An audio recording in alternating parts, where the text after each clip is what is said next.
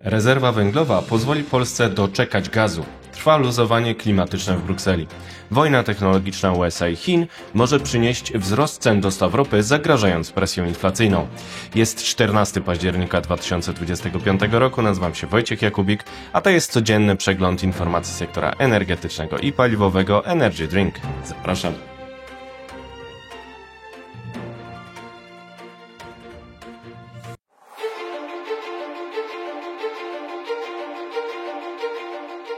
Partnerem kanału Energy Drink jest Orlen. Zaczynamy jak zawsze od informacji dnia. Naftowe oblicze wojny technologicznej z Chinami zagraża drożyzną. Trwa eskalacja sporu handlowego USA-Chiny po wprowadzeniu chińskich ograniczeń eksportu metali ziem rzadkich. Nowe opłaty, będące kolejnym elementem wojny technologicznej, podniosą koszt fraktu ropy naftowej i zagrożą walce z inflacją. USA oraz Chiny będą wzajemnie pobierać dodatkowe opłaty od tankowców oraz innych statków handlowych wpływających do ich portów. Pekin zareagował na decyzję Waszyngtonu o takich opłatach wprowadzeniem własnych. Nowe opłaty chińskie mają dotyczyć każdego statku wpływającego do portu w Chinach. Wcześniej administracja USA ogłosiła wprowadzenie opłat wobec statków chińskich w celu poprawy kondycji amerykańskiego przemysłu stoczniowego. Opłaty amerykańskie i chińskie mają wejść w życie 14 października. Według obliczeń cytowanych przez Reutersa dotkną 13% tankowców naftowych na świecie. To kolejne starcie USA i Chin na płaszczyźnie handlowej po tym, jak Pekin zapowiedział kontrolę eksportu metali ziem rzadkich, kluczowych w wysokich technologiach, a Amerykanie zapowiedzieli dodatkowe cła 100% na towary chińskie. Te potęgi spierają się także o nowe opłaty za emisje z sektora morskiego proponowane przez Międzynarodową Organizację Morską Organizacji Narodów Zjednoczonych. Podcast Energy Drink informował, że USA groziły konsekwencjami krajom, które poprą tę inicjatywę. Chiny poparły ją oficjalnie, dołączając do grupy państw pod przewodnictwem Unii Europejskiej. Ostateczna decyzja ma zapaść między 14 a 17 października na szczycie organizacji. Amerykanie nazywają inicjatywę Europejczyków, cytuję, neokolonialnym eksportem globalnych regulacji klimatycznych i zapowiadają możliwość wprowadzenia ceł wobec krajów stosujących nowe normy. To nie pierwszy raz, gdy Chiny występują po stronie Unii w sporze klimatycznym z USA. Wcześniej Xi Jinping zadeklarował nowy cel redukcji emisji gazów cieplarnianych o 7-10% do 2035 roku podczas szczytu ONZ. Jego wypowiedź o konieczności kontynuacji polityki klimatycznej na przekór tym, którzy jej się sprzeciwiają, była odczytywana jako krytyka Stanów Zjednoczonych, które wycofały się z porozumienia paryskiego. Jednakże spór USA-Chiny ma także znaczenie dla Europy, która także chce ograniczyć wpływy chińskie w kluczowych obszarach gospodarki. Przykładem może być ostatni ruch Holandii. Rząd holenderski podjął decyzję o przejęciu chińskiej firmy Nexperia z rąk Wingtech Technology. To jeden z największych producentów chipów potrzebnych w sektorze motoryzacyjnym i elektronicznym. Ten ruch ma zapewnić dostępność chipów Nexperii, cytuję, w sytuacji zagrożenia. Wingtech został oskarżony przez Izbę Przedsiębiorców w Amsterdamie o złe zarządzanie i stworzenie zagrożenia w obszarze kluczowej wiedzy technologicznej. Warto zaznaczyć, że Unia Europejska uwzględnia w European Chips Act z 2023 roku mechanizm kryzysowy pozwalający monitorować łańcuchy dostaw chipów i reagować w razie pojawienia się kryzysu dostaw. Nie jest jasne, jak duża będzie skala wpływu naftowej odsłony wojny technologicznej z Chinami na rynek ropy. Baryłka Brent drożeje od 10 października pomimo zawieszenia broni w strefie gazy z 62 do 63,5 dolara. Wzrost kosztów dostaw ropy naftowej może mieć zaś znaczenie dla poziomu inflacji na globie. Dalsza dynamika sporu może zostać przesądzona jesienią. Prezydent USA Donald Trump ma spotkać się w październiku ze swym chińskim odpowiednikiem Xi Jinpingiem w Korei Południowej. Stanie się to 30 października.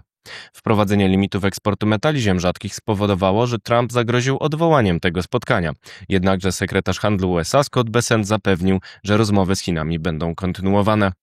Nowe cła zapowiedziane przez Trumpa mają wejść w życie od początku listopada 2025 roku. Oznacza to, że rozstrzygnięcie może nastąpić na przełomie października oraz listopada tego roku. Czas na pozostałe wieści na początek z Polski. Pieniądze na certyfikację? Ministerstwo Aktywów Państwowych informuje, że pracuje z Agencją Rozwoju Przemysłu nad pożyczkami dofinansowującymi certyfikację firm polskich w celu zwiększenia ich potencjału w przetargach na udział w megaprojektach. Minister Wojciech Balczun podał na Horizon Business Impact, że rozmowy na ten temat są kontynuowane. Orlen krytykuje ETS-2.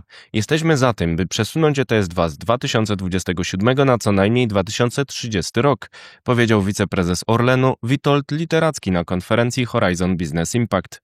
Mówi, że Polska buduje projekty mające obniżać emisje. Czy to jednak wystarczy, żeby zdekarbonizować się tak, by nasi obywatele nie zapłacili więcej w 2027 roku? O tym rozmawiamy. Energia jest prawem każdego z nas, a potrzebujemy jej więcej i więcej, dodał Literacki. Rezerwa węglowa do czasu gazu. Chodzi tu o utrzymanie jeszcze jakichś jednostek węglowych po to, żeby przetrzymać ten trudny okres, mówił prezes polskich sieci elektroenergetycznych Grzegorz Onichimowski, cytowany przez PAP o nowym mechanizmie wsparcia 1 za 1 opisywanym przez Energy Drink. Szacuje moc węgla na około 6 do 7 gigawatów w 2030 roku, pracujące na 30% mocy. Teraz wieści z Europy. Trwa gra o wsparcie. Rusza PKEE Energy Days w Brukseli, podczas którego wystąpią przedstawiciele polskiego sektora energetycznego, w tym prezesi PSE Grzegorz Onichimowski, PGE Dariusz Marzec oraz Enei Grzegorz Kinelski. PKEE popiera rewizję ram bezpieczeństwa energetycznego Unii tak, by dawała wsparcie mocy dyspozycyjnych po 2030 roku. Słabnący wiatr. Mała podaż energii z energetyki wiatrowej w Niemczech przyniosła ceny na rynku najwyższe od lutego, sięgające 156 euro za megawattogodzinę na giełdzie EPEX Spot. Produkcja z wiatru sięgnęła według obliczeń Bloomberga 8,3 GW, czyli mniej niż połowę mocy zanotowanej miesiąc wcześniej.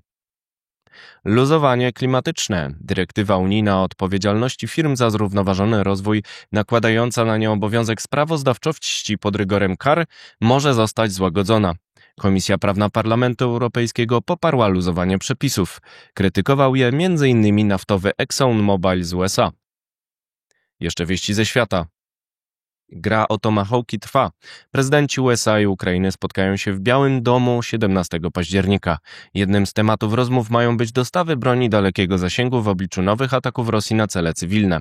Trwają spekulacje na temat możliwości przekazania rakiet Tomahawk, które mogłyby zwiększyć skuteczność ataków Ukrainy na cele w głębi Rosji, jak rafinerie naftowe. Potwierdzenie kryzysu. Odnosząc się do konkretnej sprawy cen paliw, w niektórych regionach jest jasne, że są obecnie pewne ograniczenia dostaw, które, czego jestem pewien, zostaną przezwyciężone w bliskiej przyszłości, zapewnił minister finansów Rosji, przyznając, że w jego kraju trwa kryzys paliwowy wywołany atakami Ukrainy. Głos za atomową gospodarką wojenną. Amerykański The National Interest opublikował komentarz z apelem o współpracę sektora jądrowego w USA z Departamentem Wojny, przemianowanym z Departamentu Obrony przez administrację Donalda Trumpa. Małe reaktory jądrowe mogą wesprzeć zasilanie izolowanych baz wojskowych i dawać energię w razie kryzysów energetycznych. Spokój w Gazie. Hamas uwolnił wszystkich zakładników izraelskich. Trump przemawiał w parlamencie Izraela. Odbył się szczyt pokojowy o zakończeniu wojny w Gazie w Kairze. Mimo to ropa odbiła się od $62 za Brent przez nowe napięcia handlowe USA-Chiny i eskalację zagrożeń z Rosji. To wszystko w materiałach przygotowanych dzisiaj, następna oczywiście już jutro, więc zapraszam Państwa serdecznie. Do zobaczenia, do usłyszenia.